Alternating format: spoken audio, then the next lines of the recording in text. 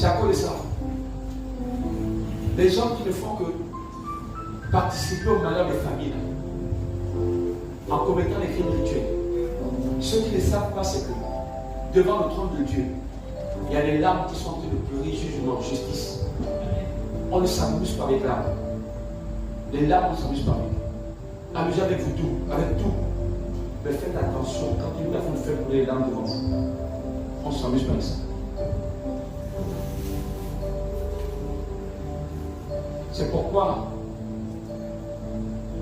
l'une des choses que nous ignorons le plus souvent, c'est que quand une âme, quand un frère donateur se met à prier le Seigneur avec des larmes, il y a quelque chose qui se passe. Quelque chose qui s'opère pendant que l'entrée de le fait. J'aimerais dire à quelqu'un ce soir, on ne peut pas parler de réveil si effectivement on ne ressent pas de souffrance, on ne se sent pas incapable, on ne se sent pas faible, on ne se sent pas réellement, comment dirais-je, on n'a pas ce désir. Les larmes aussi sont l'expression du vide divin en nous. Parce que nous pleurons, c'est parce que nous savons qu'il y a quelque chose qui manque, quelque chose qui nous fait mal. Et il y a quelque chose qui peut nous calmer, qui peut nous apporter de la joie, de la vie, de la paix.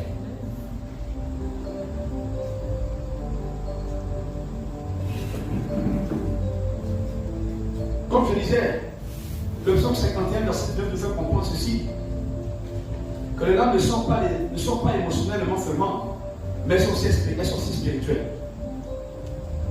Elles sont révélatrices d'un cœur brisé.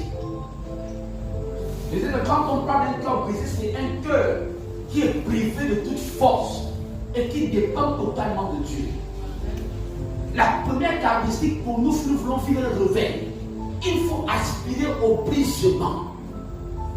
Parce que je vous explique et je vous dis une vérité. La puissance de Dieu ne peut pas venir en nous si en réalité il n'a pas un caractère en nous qui exprime un brisement véritable de la part de Dieu. Amen.